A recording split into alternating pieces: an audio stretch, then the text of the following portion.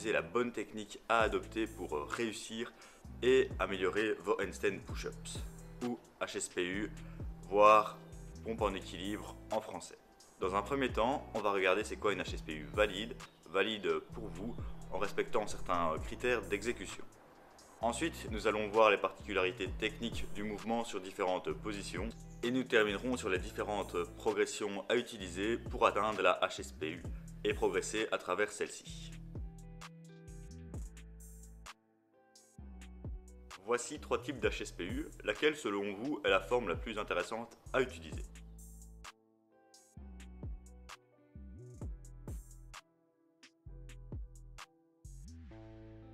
Cela dépendra évidemment de vos standards, de vos objectifs et de votre niveau. Mais la troisième, on va pas se le cacher, est quand même beaucoup plus intéressante. Car à partir du moment où vous êtes dans une optique esthétique, dans une optique de force pure, de transfert vers d'autres figures, de qualité d'exécution, bref, on pourrait appeler ça de la calisthénie. Donc, les critères pour avoir une HSPU valide seront l'alignement en handstand et puis des épaules, du bassin et des pieds tout le long du mouvement, les coudes fixes et intérieurs, les épaules en avant, le maintien d'une tension scapulaire et abdominale, l'atteinte de l'amplitude souhaitée, soit au sol, soit en full ROM. On pourrait simplement schématiser la HSPU avec le dessin suivant.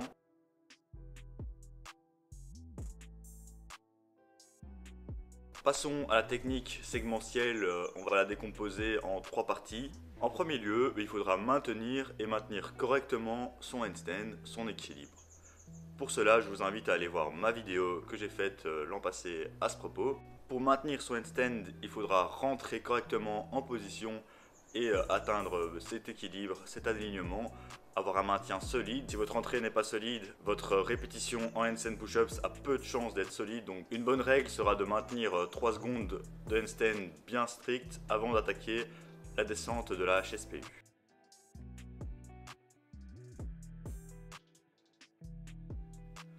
Le handstand devra répondre généralement à l'alignement main, épaule, hanche, maintenir une certaine élévation d'épaule, une tension scapulaire abdominale.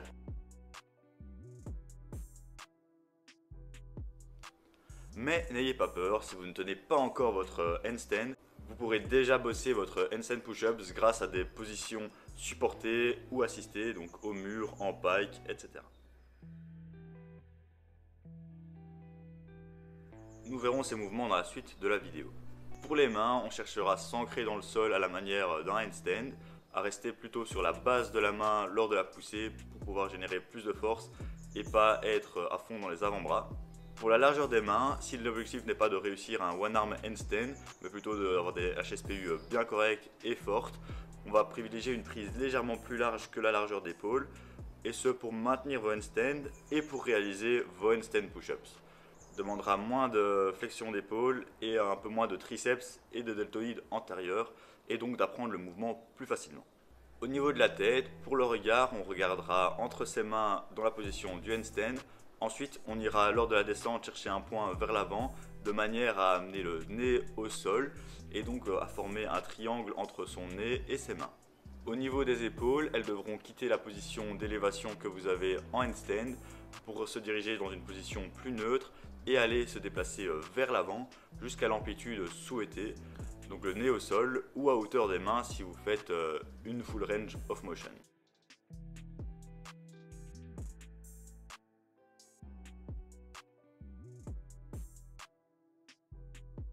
Pour la scapula, on va chercher à avoir un juste milieu entre protraction et rétraction en fonction de votre force et mobilité d'épaule. Toutefois, on évitera la rétraction en bas, s'écraser en handstand, ce qui amènera souvent à un banana. Et donc, on va chercher plutôt à avoir une légère protraction et ce sera plus beau esthétiquement également. On pensera à garder ses pecs et ses côtes rentrées. Les abdominaux et les fessiers devront, comme dans beaucoup d'autres mouvements, être en tension. Donc pensez vraiment à les contracter, à rétroverser le bassin et à serrer les abdominaux. Cela vous aidera à garder cette tension et à éviter de kipper lors de la montée et donc de faire un banana handstand ou un pike handstand. Cela pourra également aider au maintien de l'équilibre. Le membre inférieur n'est pas non plus à sous-estimer. Se concentrer sur contracter ses quadriceps permettra de conserver la ligne et d'éviter d'envoyer les talons en dehors de cette ligne lors de la remontée. Et bien évidemment, pensez à rapprocher ces cuisses l'une de l'autre en serrant ces adducteurs vous permettra de garder une certaine symétrie et tension. En général, quand vous allez pratiquer vos skills, vos handstand push-up, vous allez penser à 1 à 3 consignes à points clés du mouvement pour réussir à emmagasiner ces informations et progresser sur votre mouvement. Un exemple clé est si votre élévation d'épaule et votre placement est déjà très correct, pensez simplement à serrer à fond vos abdominaux et vos fessiers et votre handstand push-up s'améliorera d'elle-même.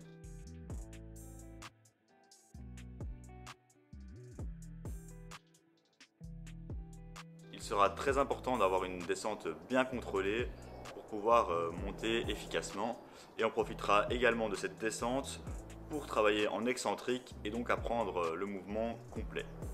Pour la montée, on pensera à monter son bassin vers le haut, à rentrer ses aisselles vers l'intérieur et conserver la tension sur les parties problématiques.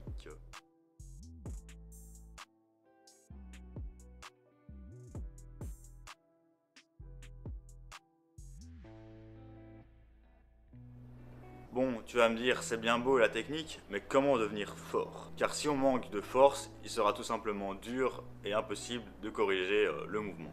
Pour cela, rien de mieux qu'utiliser des progressions que l'on maîtrise, donc qui correspondent à votre niveau.